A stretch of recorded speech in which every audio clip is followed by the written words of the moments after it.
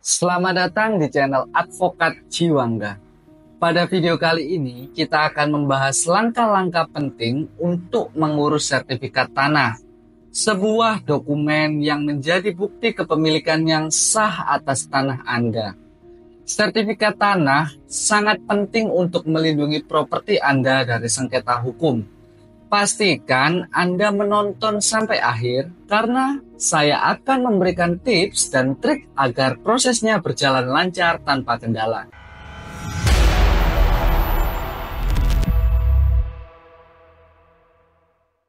Sertifikat tanah adalah dokumen resmi yang diterbitkan oleh Badan Pertanahan Nasional atau BPN. Dokumen ini membuktikan bahwa tanah tersebut benar-benar milik Anda. Hal ini diatur pada pasal 19 ayat 1 Undang-Undang Nomor 5 Tahun 1960 tentang pokok agraria yang menyebutkan pendaftaran tanah untuk memberikan kepastian hukum. Ada pula manfaat sertifikat tanah seperti melindungi dari sengketa hukum, membantu dalam transaksi seperti jual beli atau kredit bank, menjadi dasar hukum yang kuat jika terjadi klaim oleh pihak lain. Ada juga resiko kalau tanah Anda tidak mempunyai sertifikat, seperti mudah menjadi objek sengketa atau sulit dalam proses legalitas saat ingin menjual tanah. Kira-kira ada 7 jenis sertifikat tanah, tapi di video kali ini saya akan menyebutkan 3 jenis sertifikat. Pertama, sertifikat hak milik atau SHM. Jenis sertifikat kepemilikan tanah yang paling kuat hanya berlaku untuk warga negara Indonesia. Yang kedua, sertifikat hak guna bangunan atau SHGB.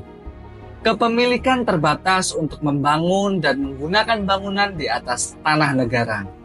Yang ketiga, sertifikat hak pakai atau SHP.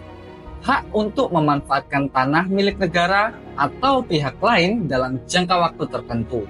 Kemudian apa saja dokumen yang dibutuhkan untuk mengurus sertifikat tanah? Pertama, fotokopi KTP dan kartu keluarga, wajib untuk verifikasi identitas pemilik. Kedua, bukti kepemilikan tanah, seperti akta jual beli atau AJB, akta hibah atau warisan.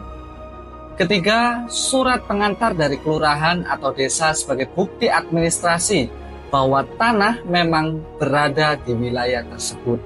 Keempat, surat pernyataan penguasaan fisik bidang tanah atau sporadik, jika tanah belum memiliki sertifikat sebelumnya. Lalu bagaimana prosedur mengurus sertifikat tanah di BPN? Langkah pertama, ajukan permohonan ke kantor BPN. Datang ke kantor BPN terdekat dan lengkapi formulir permohonan. Langkah kedua, pengukuran tanah. Petugas BPN akan melakukan pengukuran lapangan untuk membuat peta bidang tanah. Hal ini diatur pada pasal 16 ayat 1 PP nomor 24 tahun 1997 tentang pendaftaran tanah. Langkah ketiga, pemeriksaan dokumen. Dokumen akan diverifikasi oleh BPN untuk memastikan keabsahannya.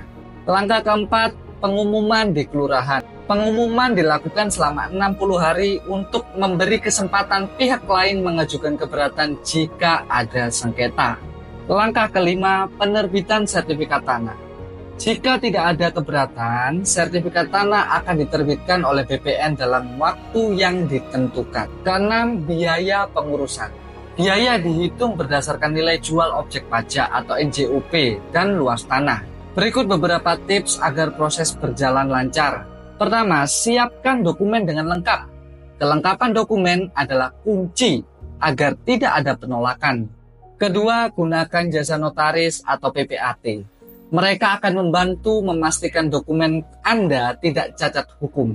Yang ketiga, hindari calo. Proses ini dapat dilakukan sendiri tanpa harus melalui perantara. Yang keempat, pantau proses di BPN. Jangan ragu untuk menanyakan progres kepada petugas BPN. Yang kelima, gunakan aplikasi online. Saat ini beberapa layanan BPN sudah bisa diakses melalui aplikasi Loketku untuk mempermudah proses. Apa saja solusi jika terjadi sengketa? Pertama, mediasi dengan pihak terkait. Mediasi dapat menjadi solusi pertama untuk menyelesaikan permasalahan. Yang kedua, ajukan keberatan ke BPN. Berdasarkan pasal 34 PP nomor 24 tahun 1997, BPN bertugas menangani sengketa tanah sebelum masuk pengadilan. Yang terakhir, mengajukan gugatan ke pengadilan. Jika mediasi gagal, proses hukum dapat ditempuh di pengadilan sesuai pasal 1365 KUH Perdata tentang perbuatan melawan hukum. Jadi, itulah panduan lengkap untuk mengurus sertifikat tanah. Jangan biarkan properti Anda berada dalam risiko hanya karena tidak ada sertifikat.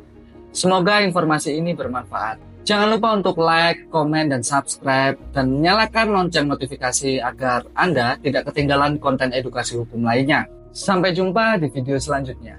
Semoga bermanfaat.